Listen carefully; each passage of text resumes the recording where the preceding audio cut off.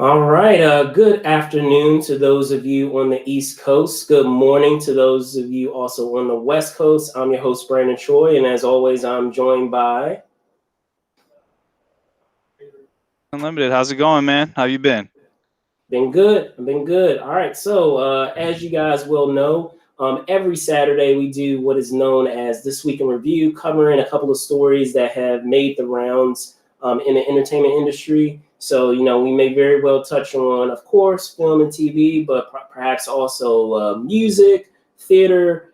You know, we run the gamut in terms of many of the stories that we like to tackle. So and very much those stories that perhaps we may have missed or just didn't necessarily cover over the course of the week, perhaps on the other avenues that you have seen us, whether it's here, with some of the interviews that we have, or even on our website.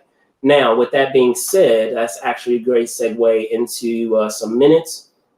As always, if you're checking out this show, make sure that you're following along with the conversation with our hashtag TWNRMNSU. So this week in review, Movers and Shakers Unlimited. Now, with that being said, I'm going to hop right into our first story, and then afterwards we'll touch on some of our social media handles, what have you. But I want to hit the ground running into the first story, and we have a very hilariously enough, we have a very MCU heavy show, to say the least, with many of the stories Yep. that came our way this week. So first and foremost, I want to hop into the story about the mother of dragons. So Game of Thrones mother of dragons, actress Emilia Clarke, in a story from Variety. Emilia Clarke, yeah. Emilia, excuse me. I can talk today. So Emilia Clarke, Emilia Clarke, Mother of Dragons from Game of Thrones, she will be joining the cast of Marvel's Secret Invasion.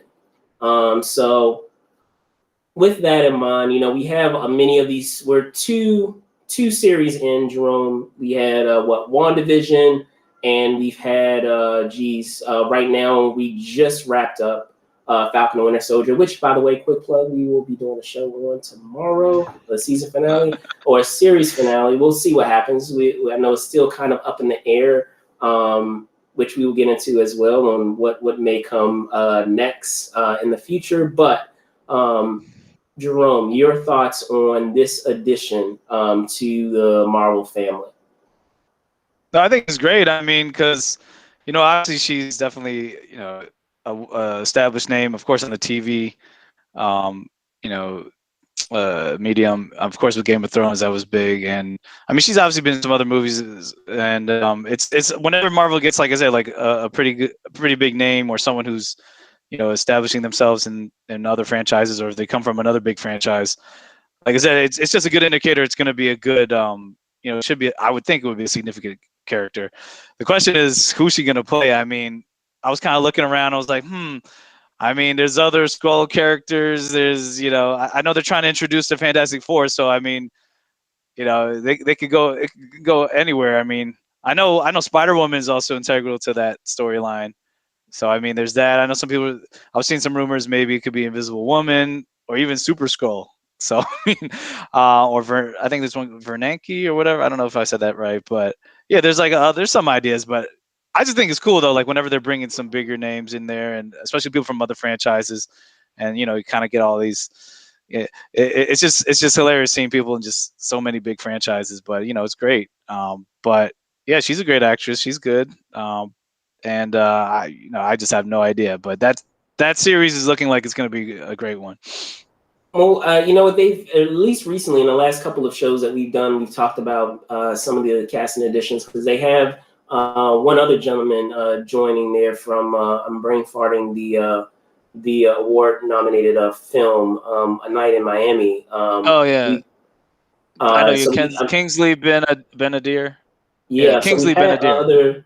other additions that have been discussed over the past few weeks. So it looks like they are really building a unique and obviously talented ensemble. So In terms of thinking of like perhaps possible casting additions, I know, like you were just saying, Varenki, I believe is the way it's pronounced, but that would seem like it would make the most sense, and only being because, you know, it's within the wheelhouse of other characters that she's played that have been like royalty or you know, larger than life characters. I'm not super well versed with like every single facet of the Skrulls, but I, you know, at least know with Varenki, you do. Are you aware of the importance of her character, of who she is? Well, I If know that. not, I I was mean, gonna briefly. let you know. I know briefly it has something to do with like with the whole idea of like that's the situation with Galactus destroying their home world, and then she's like fulfilling some prophecy or something about that Earth is the Right, but I'm new. saying like in terms of her Yeah. status or who she is. Yeah, I mean, I don't know too. I mean, I know she's supposed to be like royalty or whatever. So, or Yeah, so so in that she's realm. the So yeah, yeah. So the Skrull, if our memory serves, the queen of the Skrull Empire. So you know we've yeah, that already makes sense. Yeah. had instances of that where I know you were mentioning it before of, you know, adding another additions of people that are part of other franchises. Disney has a habit of including folks that are quote unquote already within the family.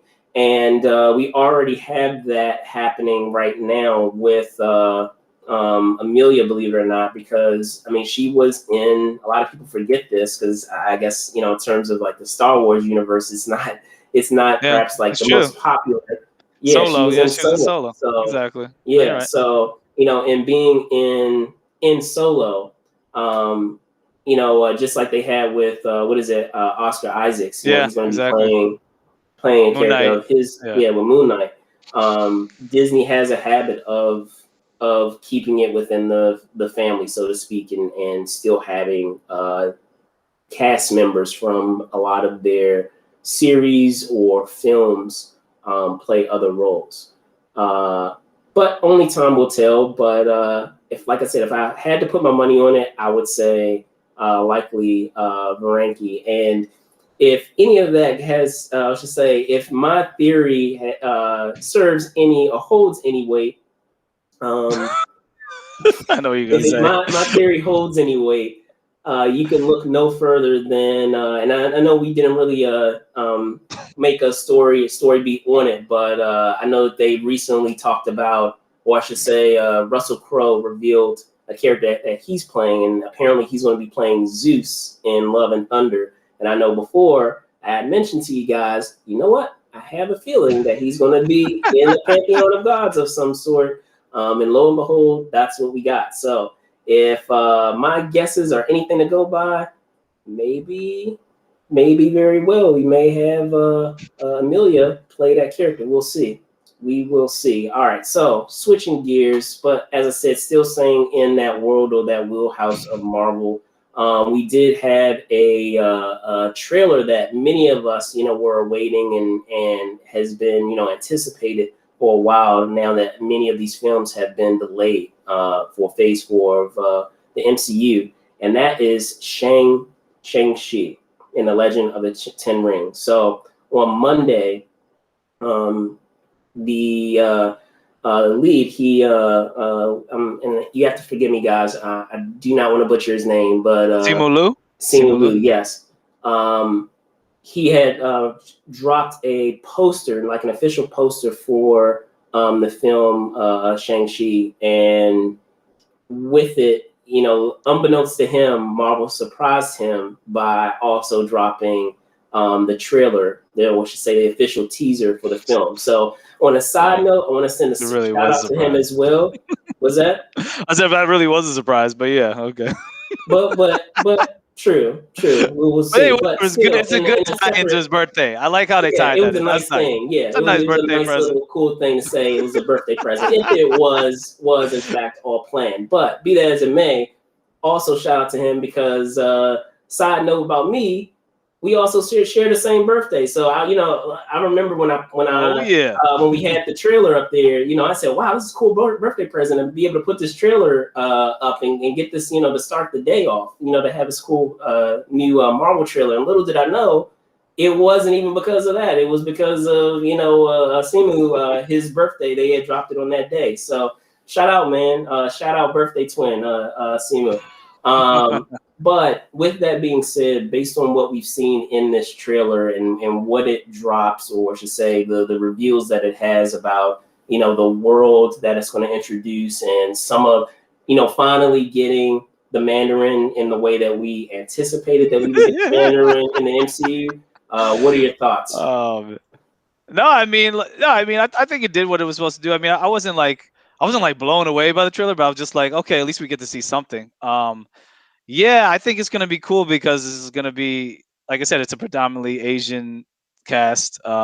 It's it's gonna have that mysticism, that ancient mysticism, I guess, and it's kind of like a period piece slash, mix of the contemporary world. And yeah, and you're getting, like I said, you're getting a lot of elements of like different Asian cultures mixed together with obviously the comic book lore and the history of his characters. And I'm glad, like I said, I know that Mandarin originally, that was, I know there definitely was controversy with that character before in the comics because it is kind of like a stereotypical, you know, I guess Asian character, but I think they're gonna make him have more depth and make him more of a badass and connect him to Shang-Chi. And obviously I feel like they almost had no choice because of Iron Man 3. Even though I like that interpretation of what uh, the Mandarin was supposed to be, but just I didn't like that stupid twist that they had where he's an actor. But whatever. This is Marvel realizing that they gotta save face, and it's actually probably better that they're bringing him into this movie and connecting him to Shang-Chi. Um, with because they set up this whole idea of the 10 rings being around for a while. I just want to know like how they're really going to bring in this Fin Fang Foom and this dragon, because I mean the dragon's supposed to have I guess help him take over a third of Asia, but then he turns on him but then he gets those 10 rings. So I don't know like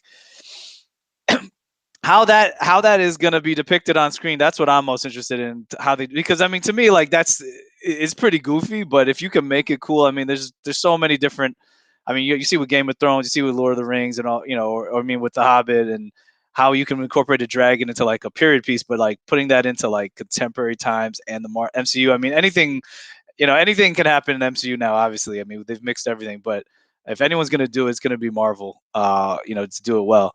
But yeah, and also I'm curious to see like, because I know Shang-Chi's like he's like the best martial artist, period. So I don't know I wonder if he's gonna get any other powers too, or is he just gonna be kicking everyone's butt? Because I mean that's gonna be interesting if So they from what do I add anything to understand, that. one thing that they will do in terms of an ability that they will have on display is that he's going to be able to make multiples of himself. Copy, yeah, So I heard about that. Yeah, I think kind of like multiple copies of man or something. himself. Yeah, So almost like multiple man, I guess you can say, if we're thinking of it in a I do simplest sense. remember that. Yeah, I'm sure yeah. they want to make it a little more interesting than that and how I'm describing it. But if I were just to say it in the simplest form, I understand that they would be doing copies. But I guess the thing that a part of it that I'm interested in is that I'm interested in seeing how they're going to differentiate these rings from the Infinity Stones, because for someone who's a comic reader or someone perhaps who watched the cartoons growing up, you understand the difference between those two things. But for a casual moviegoer, that might be confusing for them to have. Okay, now we have first we had Infinity Stones, now we have rings, which I'm assuming that's why from what we saw in the trailer that they are like bracelets instead of actual rings, because they're trying to find a way to not to confuse the audience into thinking like, oh, okay, are these just more Infinity Stones? No, like they're different.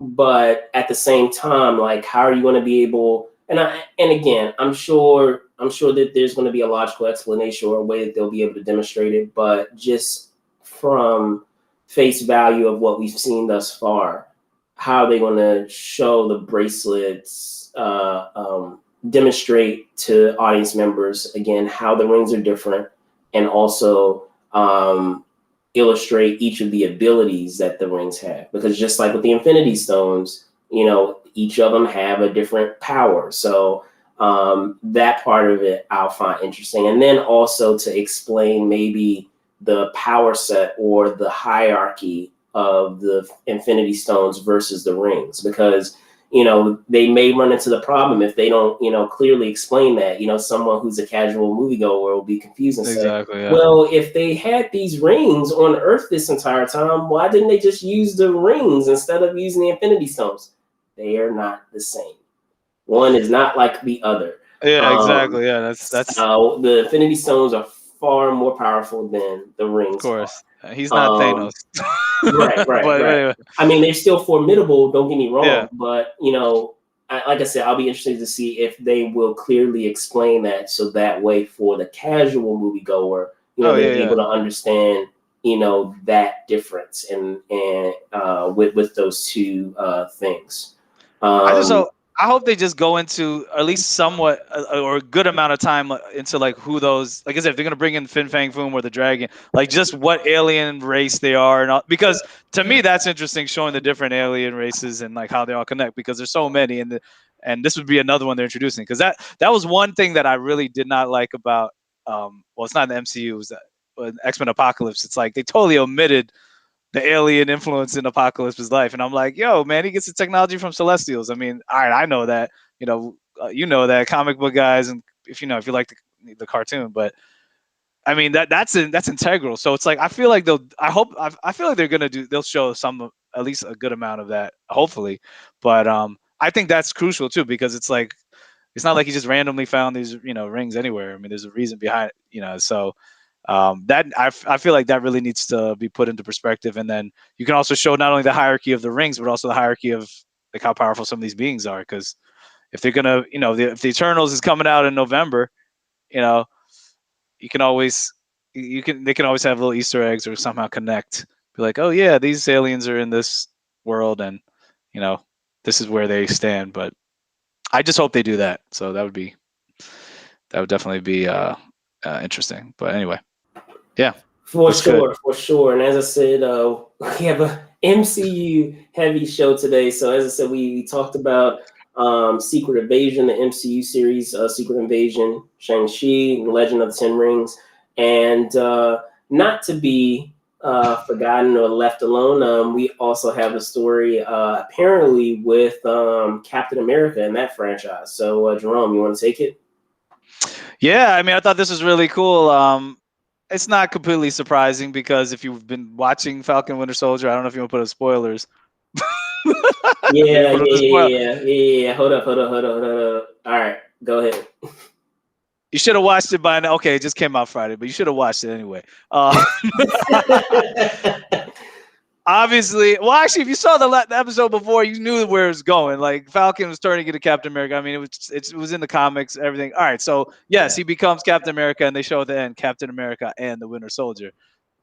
So this is supposed to, obviously, I mean, they didn't mention all the details, but obviously we know where it's going to go. This fourth Captain America movie is probably going to be, yeah, what's it called? It'll probably be called Captain America and the Winter Soldier. Anyway, but I think that's cool. And I just hope it's not just a one-off, because if they're going to continue Captain America, then they might as well give him his own trilogy now too. I mean, so why not? And intersperse that. Because really, Thor is the only one who's getting 4 movies right now. I mean, who knows? He'll probably get 2 more. He might get another one too, because of Taika, because they just like working together. But yeah, if you're going to give someone a 4th movie, there really needs to be a reason for it. And this is great. I think, if you watch, like I said, if you watch the miniseries, it really was a miniseries with 6 episodes of Falcon and Winter Soldier. I mean, it's definitely taken in a totally different direction. What does it mean to be an African American version of Captain America in modern day times? And they explored that so well in the last episode. And this will just take it to the next level, I feel. And also, like I said, because he's human, he doesn't have the super soldier serum, unless somehow they're going to add that in there where he takes it. But he's vulnerable. He's more vulnerable than the other, than Steve Rogers. So yeah, this is cool that they dropped this bomb, and it made sense because it was the same day that they released this last episode. But yeah, you got US Agent was revealed in the last episode, and there's so many characters they can still explore, and you know, I'm excited to see it. And like I said, Anthony Mackie, he deserves being the star now. You know, why not? I mean, Black Panther is not the only black superhero in the Marvel universe, and I'm glad that they're going in this direction. So that's great. I'm all for it. Yeah, definitely. So end spoiler. But yes, for sure. Yeah, like it to hear the story, as you said, it's not shocking. Obviously, at least in my opinion, I feel like the series for Falcon and Winter Soldier was very much a litmus test of trying to figure out, or Marvel's way of seeing, okay, are are people going to go with having the mantle switch over to a new character, or not even a new character, an existing character, but because we have followed Steve Rogers for so long, we've already, for many moviegoers, he is Captain America, at least up until now. I very much believe that this was a litmus test for Disney to see, okay, can this work? We know that it's happened in the comics, mind you, but cinematically, are people going to be able to go with having someone other than Steve Rogers have that role? As you said, it's awesome that we're going to be able to expand that roster of characters in terms of diversity. So, and having more minorities, so that's awesome. And the show definitely tackles just that idea of what's currently going on in the world and how complicated it is to have a black man be Captain America, and how checkered the legacy of that character is. So with that being said, it'll be interesting to see, now that they have this movie in development, if they decide to do a season 2, because now if they have a movie, is there a point to do season 2? The question also becomes, if this didn't hit the right way, or the way that they anticipated it would, to what we have now of having a 4th film of development, would they have gone back to a season 2 instead of providing this franchise another film? So those are all interesting questions to think about. And then I know you were talking about just that idea of how the series ended, and I won't go into spoilers, but all I'll say is that it'll be interesting to see what will become of. Well, I tell you what, I'll do my own section. Here we go, because I can't like weave around this without getting into some spoilers. So I'm putting them up now for those of you that are watching, and then as it goes down, I'll be done with them. So in the series, we have they close it off with, like you said, with Sam becoming Captain America, and it ends. They change that title to Captain, instead of it being Falcon and Winter Soldier, Captain America and the Winter Soldier. But for eagle-eyed comic readers, you guys know that we already have a Falcon. We already have a sidekick existing that has been introduced in the show, and that's Torres. For those of you that aren't aware, Torres himself becomes an iteration of a Falcon. Once Sam becomes Captain America, he takes on that mantle of Falcon. And they've already done that. They've already planted the seeds there by having Sam leaving the wings with him. Yeah. Obviously we don't know, what will become of that, but you can very well say that was written that way to provide the window into him potentially becoming the new Falcon. So with that being said, I'm thinking that they may use the movie to not only introduce Torres as the new Falcon, kind of similar to what they did in Winter Soldier of introducing Sam as Falcon. they may very well introduce Torres as Falcon, and they may do a switch. They may use that as a way for Bucky to exit the franchise and for Torres to enter the franchise as that character. Because I mean, and I've said this many times on the series show and talking about where I picture the MCU is going with certain characters. I don't believe Bucky is going to stay hanging around with Sam. Don't get me wrong, like they kind of had their run with this series, but I don't think that's going to last. I think that he's going to go back to Wakanda, and I think he's going to keep that title, or to say, take on that new title of White Wolf. Exactly. So because there's just so much. I feel like there's so much that they within the series that they try to establish that I feel it would be foolish not to really explore that further. You know, explore further the relationship with Io. Explore further perhaps what happened over those 5 years and how, you know, they kind of touched on it a bit, but that was a let's just say not it was a quite a long time between Infinity War. Now I'm thinking about it, I don't believe that it was 5 years, but it was a couple of years. That time between Civil War and Infinity War. And so, you know, yeah, we got glimpses and at the end of certain films and we got a glimpse of it in the series of how that deprogramming worked, but there could have been far more that happened over that period of time that they could, you know, delve into. And, you know, just like they said in the show, Io was saying, you might want to, you know, stay out of Wakanda for a little bit because things, you know, might be a little tense about what you did. But you could argue by establishing what happens in the series, you could use the excuse of them saying, okay, Bucky feels bad for freeing what he did with Zemo. So maybe to kind of get back into the good graces of Wakanda, because again, he quoted it himself that was the most peaceful time that he had in his life, is to get back into the good graces of them is to, you know, act as their protector, or say one of their protectors, the head of security as White Wolf.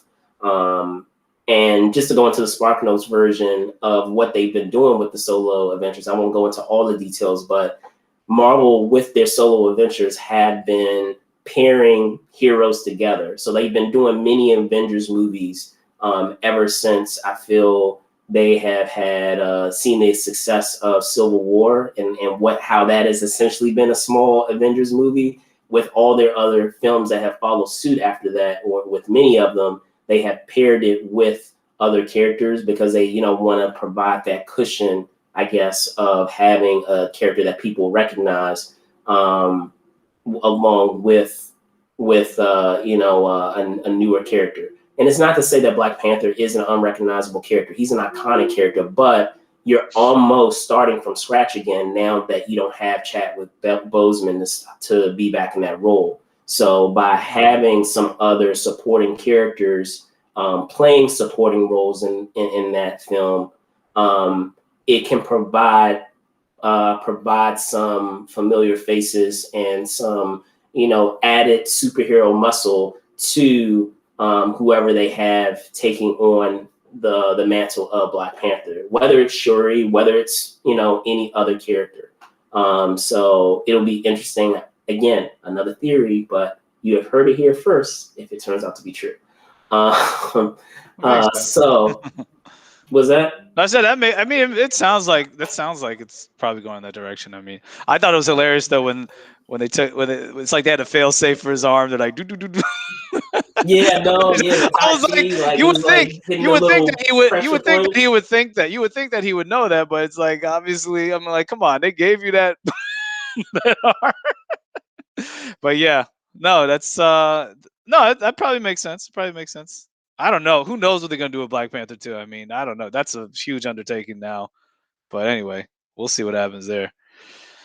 Anyway. Definitely. So I will punt it over to you, man. So we have the 2021, and it snuck up on me, I'll be honest, the Oscar noms. So Jerome, take it away, please. Yeah, I mean, I just thought we should like at least touch on it a little bit. I mean, it's a not a usual time for when they have the Oscars, but yeah, I mean, tomorrow's the Oscars, and just want to see like, hey, I mean, it's definitely gonna probably be a lot of history made tomorrow, so it's good to just shout out. But yeah, I just wanted to touch on see who you're rooting for. I'll tell you who I'm rooting for right now. Like to me, I mean, I hope they win for Best Picture, but I don't. Who knows? Based on you never know. Sometimes they sometimes share the wealth, but I'm really rooting for Judas and the Black Messiah. I hope that wins Best Picture, and I hope probably. I mean, I Well, want I mean, either obviously, I want Lakeith or Bozeman Daniel to Kaluuya. still. Yeah, Yeah. I still want Bozeman. I mean, he's nominated Oh yeah, I for. think Boseman's gonna. I think Chadwick Boseman's gonna win for Best Actor. I think they're gonna. I I think it's don't like. know. I Like, think they're gonna have to give them. I think. Yeah. Personally, I want him to win the award. However, we also have Stephen Yeun, and he's been Yeah, garnering but like a lot I of don't know, but momentum with the other award shows. So I don't know. yeah, but Maybe even so, it doesn't. I mean, it's there's a lot of times when you can win some other awards, but then you don't win the actual Academy Award. I mean, and vice versa. I mean, a lot of times when you look at the no, but he did. But Chadwick, a lot of times when you look at the Guild Awards, that's usually a pretty good sign. And I know that Chadwick Boseman he won for that, so and for SAG, but what's it called? Chloe Zhao. I bet you. I have a good feeling she'll probably win tomorrow. For best director at least. She probably will get for screenplay too. I think it was adapted screenplay. I hope the Lucas brothers win for Judas and Black Messiah too for original screen because that man, it's that movie was so good and like just came out of nowhere. I feel like, and it's so relevant to the times now. I'll tell you and then for some other ones I'm really rooting for. Even though I wish Tenet was nominated for director and best picture, it didn't. I hope it wins the technical awards it gets, like visual effects and I think it was production design. I gotta check it, but yeah, production design. But at least hold for on. I'll visual pull it up for effects. you. I No, have I it have it here. right, but at least for visual effects, because I feel like Christopher Nolan got robbed for not even getting nominated for best director. But whatever, that's another conversation. But yeah, I mean, like I said, there's gonna be I feel like a lot of history probably made. It's already a lot of history made already just with the nominees. But yeah, it should be exciting, and it's gonna be interesting because it's gonna be at the. I mean, they're gonna. It sounds like they're gonna try and mimic what the Grammy Awards were doing, having it outside. I was here. I was reading that there's not exactly. They're not. They didn't say they're getting rid of masks. They're probably gonna have like the people presenting now, obviously not wearing masks and like rotating people in and out. But they said masks are a component of it, obviously. But it's outdoors. It's supposed to be like by the Union Station around there, so it's weird. It's by like the train station. So I'm gonna see how. I really want to know how this the sets are designed. But then also how are they? It's funny. It's like they've been going hostless for the past two award ceremonies. So this one, I'm sure they're gonna make it interesting. But it's funny because I like when they have a host, but I mean, I think they've been doing a pretty good job for the last two. And if they make it interesting that way, and maybe have a lot of surprise guests and performances, like it was cool when they had Eminem perform "Lose Yourself" last year. I thought that was amazing because it's like when he won the Oscar, he didn't even show up, and then when he just popped up, you're like, oh, he's performing. Like that was cool. So if they have moments like that, I think that would be great. If they have really good, funny bits, so I'm looking forward to that. And yeah, I mean it's going to be different. It's with it being outdoors, springtime, and I hope hope a lot of these newer filmmakers that haven't been recognized before are going to get recognized. So yeah, those are the guys I'm really not really rooting for. So what about you? Well, I mean, there are some nominees that come to mind. I mean, I brought up Bozeman. I would like for him to win. However, like I said, momentum has been building with other performers, but all signs are pointing to him winning. Let me see. In supporting role, it's a tough one because you have Daniel and Lakeith both being nominated, and they were both awesome in Judas and the Black Messiah. So If I were to give it to one or the other, I would give it to Lakeith just by hair, and that's only, I'll go the PC route and just say that Daniel had already won prior, so it'd be cool to see Lakeith get the moment to shine this time, because I feel like it's a toss up between both of them in terms of their talents and what they brought to that film. But he didn't win the Oscar, though. He didn't win the Oscar. I mean, he won the Golden Globe, but that's what I'm saying. He did, but I'm just saying, just in regards to Lakeith, getting that I think he moment did. as Yeah, I well, think he deserved because it. he did a terrific job in that film. He also looks just like that dude. Like, if you look at the real pictures of William O'Neill, like, it's like he looks like he. I mean, he embodied that character so well. I mean, I'm just, to me, I just think it's laughable. Like, we already talked about it. I still think it's laughable how he's like supporting actor. I'm like, or then, I mean, they were both leads in them, whatever. But they, that's just how it's weird how these, nominations are, are rolled out. But yeah, I'm rooting for them, and it's just like I said, I feel like it's just great that these artists are being recognized, and you get some new faces out there, and by these people winning, like I said, I'm sure there's going to be a good amount. I mean, hopefully, but I'm sure there's going to be a good amount of, like I said, history being made. It's going to set another good precedent for like filmmakers and actors coming after that, and writers, and it just opens more doors, and hopefully these people, they'll get more opportunities, better opportunities, and they can shine like they should be getting the recognition that they deserve. So. Definitely. So with that being said, guys, I feel like I wanted to close it off with a film that you all know is very close to, or I should say, a IP that is close to my heart, and that, of course, is Mortal Kombat, which released this weekend. It was supposed to release last week, but we saw it released not only in theaters but HBO Max, with, of course, that simultaneous dual release that Warner Brothers had been doing with their 2021 slate. So I figured, Jerome, and we could do like a quick mini review. What were your first impressions of that film? Well, first I'm gonna say, man, HBO Max, you guys gotta figure out something's up with your app. I was having sound issues watching it on my TV, and it's not my TV or anything, because the other apps were fine, but I had to watch it on my computer. So anyway, HBO Max, if you guys listening, there's some issue with your app. Anyway, besides that, I finally got to see it. It was definitely a step up from the original one, even though I liked the original one. But yes, I thought they did a great job tying, starting it off as like a period piece, and then showing that that unraveling like the mystical world and like the supernatural part of it, and this idea of this tournament, and I like the fact that well, I don't know, I guess I guess I won't go into spoilers, but just I like the idea how like they didn't even really I mean, if you want to put spoilers, but how they didn't even really focus on an actual tournament at all. Like I was reading how the director was talking about how they didn't want to do that they didn't want to be exactly like the last one. But you have all these fights, and I feel like a lot of the fights, for the most part, they earned it, and it was connected to the story, the interactions. Obviously, special effects were better. Um, you know, and I like and they included a lot of the characters. I'm glad they didn't include all the characters. For some reason, I thought in the trailer they were going to show even more. There were some other characters that weren't in there, but it's fine because they didn't need to. I mean, there's plenty in there.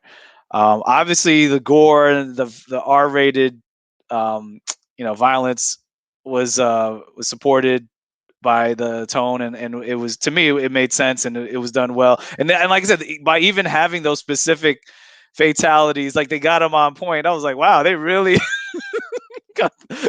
did like most of these fatalities. I was like, yeah, I remember that from the video game, man. It's like, you know, from what was it? Obviously, from Kano ripping out the heart of Reptile. Yeah, that was a classic Kano Yeah, fatality. Yeah. to what is it? Kung Obviously, Lao, that was from MK10. Scorpion burning, toasting. Yeah, toasting Sub-Zero. It's obviously Liu Kang doing the fire thing with it turning into a dragon.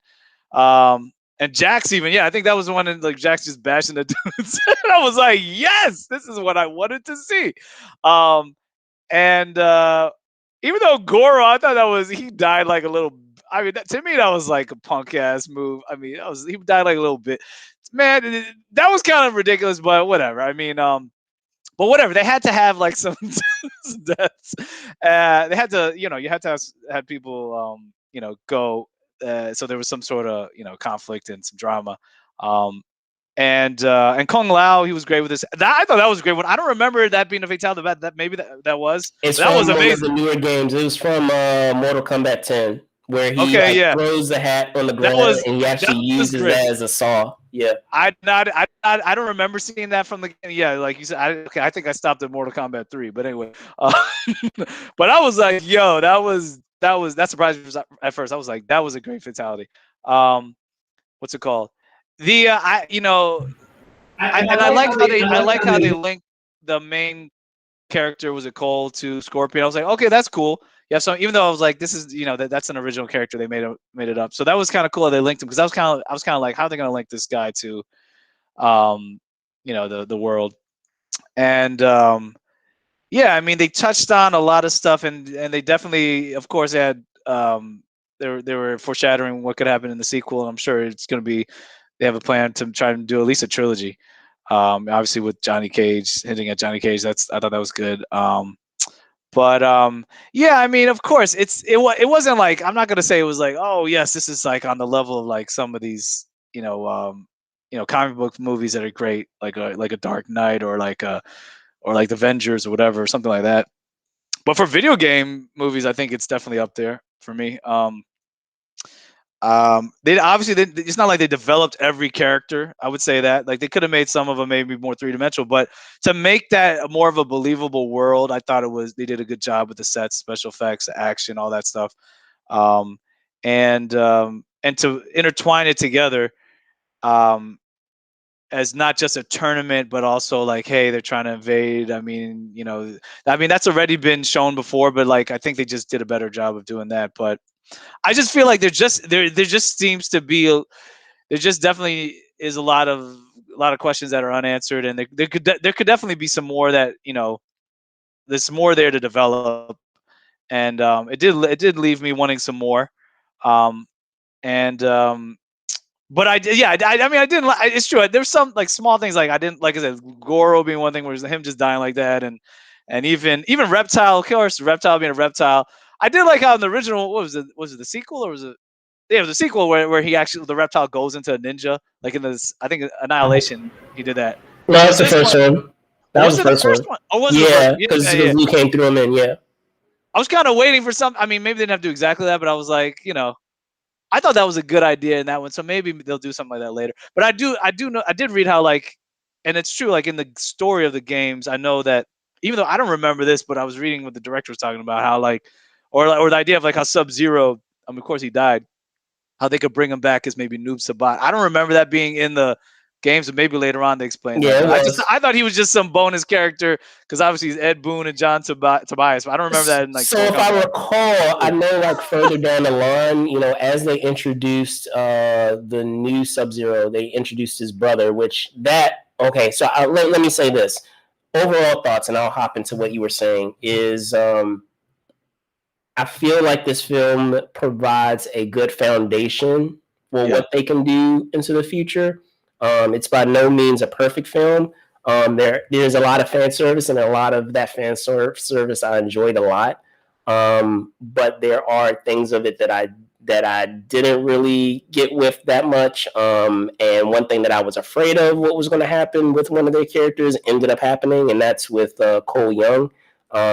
A lot of times when you're dealing with original characters, who normally, especially, and we've seen it before, whether it's in a video game adaptation or any other type of adaptation, is that this original character is brought in to be the audience, to introduce you into the world, because they are your window into this world of the game.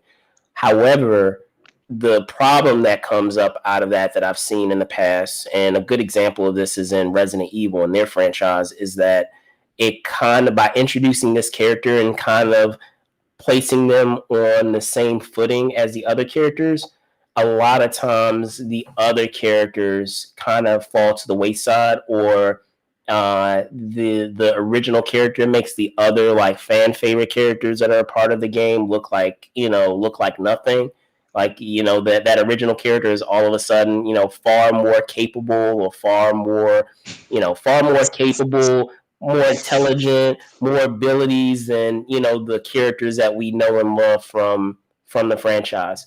And in this movie, it seems like they initially, throughout most of the film, they were able to steer clear of that and give every character their moment to shine, but it felt like they fell right into that trap at the end, where he was, telling everyone the game plan of what they were going to do, pun intended, telling everyone the game plan of what they were going to do and how they were going to defeat, Shang Tsung and all of his warriors. I feel like in situations like that, like, you can still have the character, have purpose or have meaning without kind of sidelining or demeaning the other characters. And I feel like all the way up to that point, everything was fine. Like, everyone had their moment to be capable and to demonstrate what they could do, and that they were on equal footing, or above, our original character. And I wish that they kept it that way, where, I understand that you're trying to give him his moment where he's providing input and providing, having a purpose, or rising to the occasion. You could still do that without him seemingly, like, out of the blue, demonstrating that he is like this strategic genius, or being able to, assemble, all of these Earth's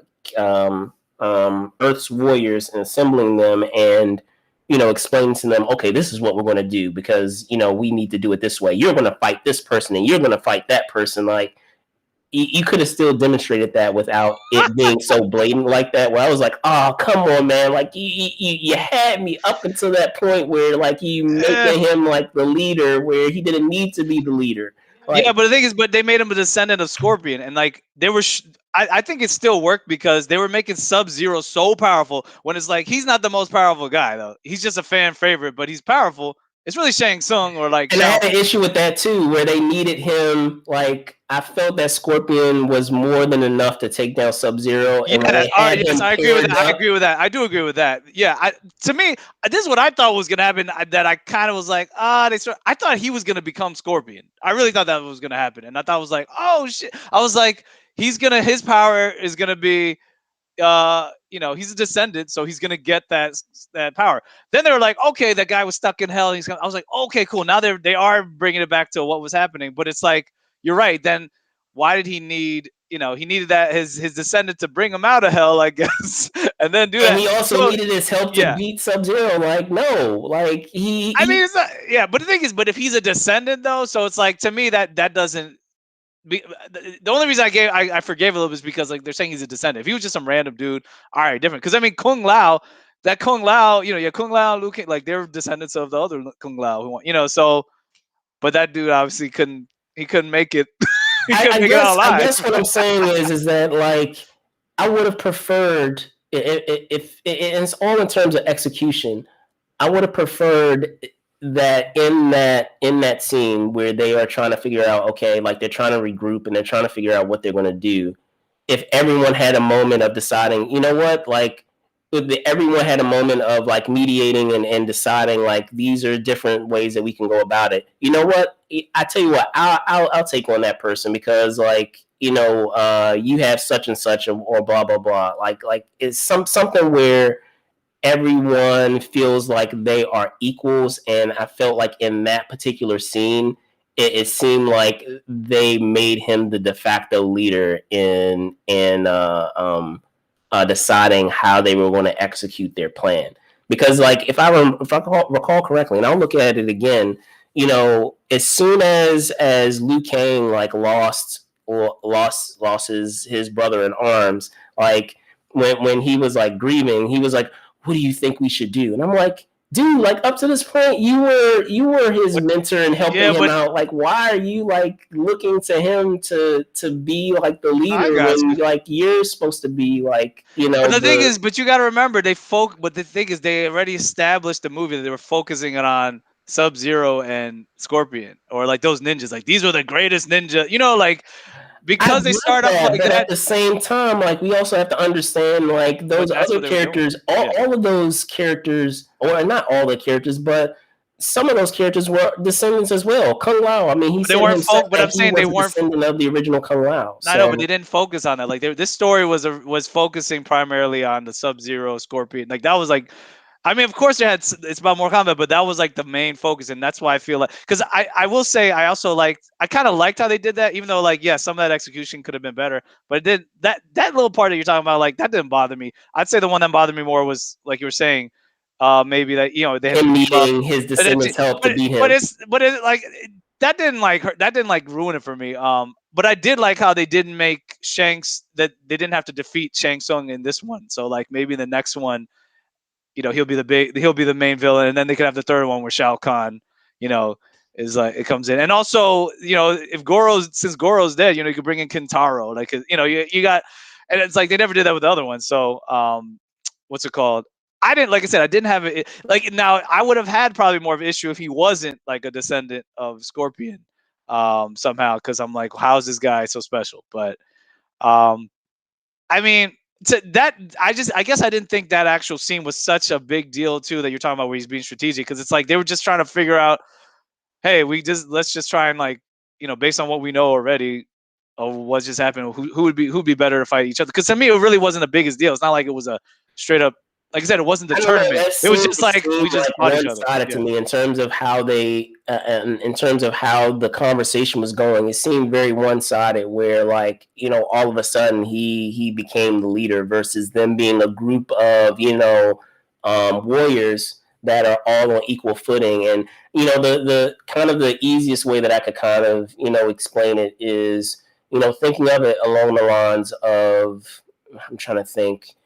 If I'm Justice League, the original not even Justice League. I mean, they did a better job, but what Superman? If Superman didn't come back, they'd be yeah. So more along the lines of that. Yeah, before he came back, like they were all on equal footing. They all provided their input of how they could do certain things or what they brought to the table. And like I said, they did that throughout most of the film, and they executed that well throughout the most of the film. I just felt that by the end they fell into the trap of going on that